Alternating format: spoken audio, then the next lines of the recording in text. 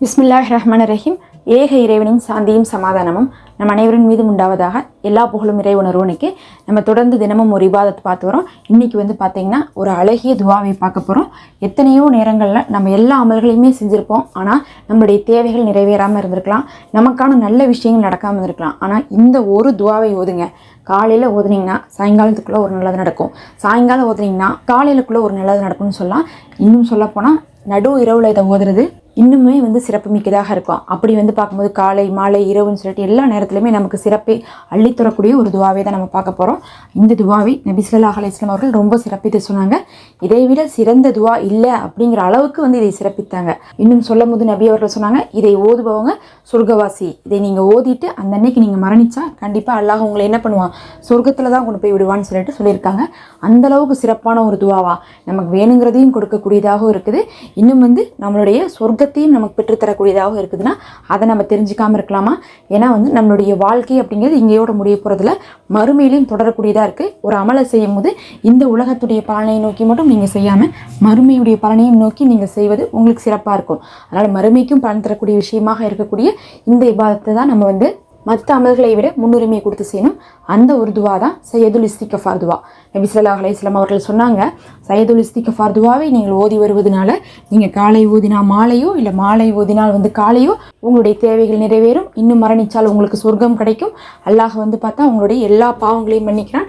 இன்னும் இரவு நேரத்தில், நடு இரவு நேரம்லாம் இருக்குது பாருங்கள், அந்த தஹஜ்ஜுடைய நேரம், அந்த நேரத்தில் அல்லாஹ் கீழ்வானத்தில் இருக்கான். அந்த சமயத்தில் இதை ஓதும் போது இன்னுமே நமக்கு எஃபெக்டிவாக இருக்கும். ஏன்னா அல்லாஹ் வரத்தில் நம்ம கேட்கக்கூடிய துவாலே சிறந்த துவா ஒருவர் செய்த பாவத்துக்கு வருந்தி கேட்கக்கூடியதும், அதை கொண்டு அவர்கள் அல்லாஹ்விடத்துல மன்னிப்போடு சேர்ந்து மறுமைக்கான நல்லதையும் சொர்க்கத்தையும் பெற்றுக்கொள்வதாக தான் இருக்கும்னு சொல்லிட்டு நபி அவர்களே சொல்லியிருக்காங்க. நம்ம குர்ஆன்லேயும் நிறைய துவாக்கள் பார்க்கும்போது அந்த மாதிரி தான் வரும். அதில் தலை சிறந்ததாக சையதுல் இஸ்திக்ஃபார் இருக்குது.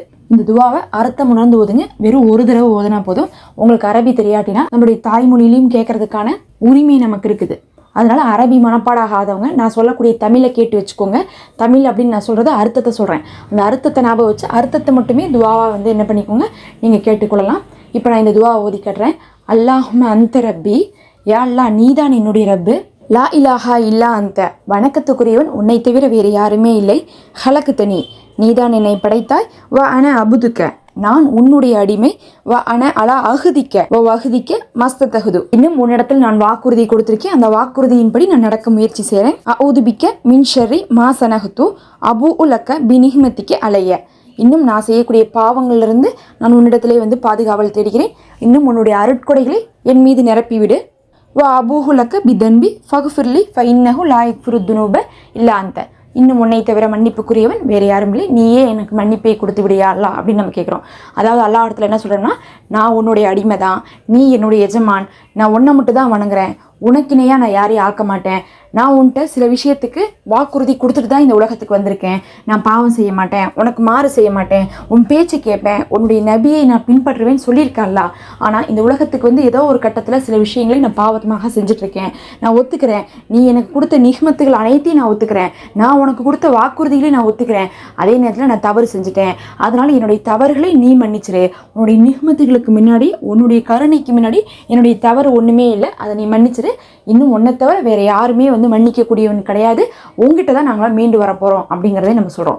பார்த்துக்கோங்க, அல்லாஹ்விடத்தில் நீ யார் எனக்குன்னு சொல்லிட்டு அல்லாஹ்விடத்தில் நம்ம சொல்லணும். யாரில் நீ எனக்கு எஜமான்னு சொல்லியும் நான் தப்பு தெரிஞ்சே பண்ணிட்டேன், நான் உங்ககிட்ட சொல்லியும் நான் அதை கேட்காம பண்ணிட்டேன், என்னை மன்னிச்சிடுன்னு சொல்லிட்டு வருந்தி கேட்கக்கூடியதுவா இதுதான் தலையாய இஸ்திக்ஃபார் துவாவாக இருக்குது. இதை தான் நீங்கள் ஒரு முறை ஓதுங்க. அதை நீங்கள் எந்த நேரத்தில் ஓதுனாலும் அது ரொம்ப சிறப்புக்குரியது. அது தஹஜ்ஜுடைய நேரமோ இல்லை காலை நேரமோ இல்லை மாலை நேரமோ ஏதாவது ஒரு நேரமாவது ஒரு முறை ஓதி பாருங்க. உங்களுக்கு அல்லாஹுடைய மன்னிப்பு கிடைத்து எந்த காரியமெல்லாம் நமக்கு நல்லது நடக்காமல் இருக்கோ அந்த நல்லதெல்லாம் இனிமேல் நமக்கு நல்லபடியாக நடக்கும். சந்தோஷமான செய்திகள் நம்மளை தேடி வரும். நிறைய பேர் கமெண்ட்ல துவா செய்ய சொல்றீங்க. உங்க அனைவருக்காக நான் துவா செய்து கொண்டு தான் இருக்கேன். எனக்காக நீங்களும் துவா செய்து கொள்ளுங்க. அல்லாஹ் உங்களுக்கு சிறந்ததை கொடுப்பானாக. ஆமீன் ரப்பல் ஆலமீன். அல்லாஹ் நம்மளுடைய இம்மை மறுமையுடைய அனைத்தையும் வெற்றியாக அமைப்பானாக. இந்த சையதுல் இஸ்திக்ஃபாரை வளமையாக ஓதிவாங்க. அஸ்ஸலாமு அலைக்கும் வரஹ்மத்துல்லாஹி வபரகாத்துஹு.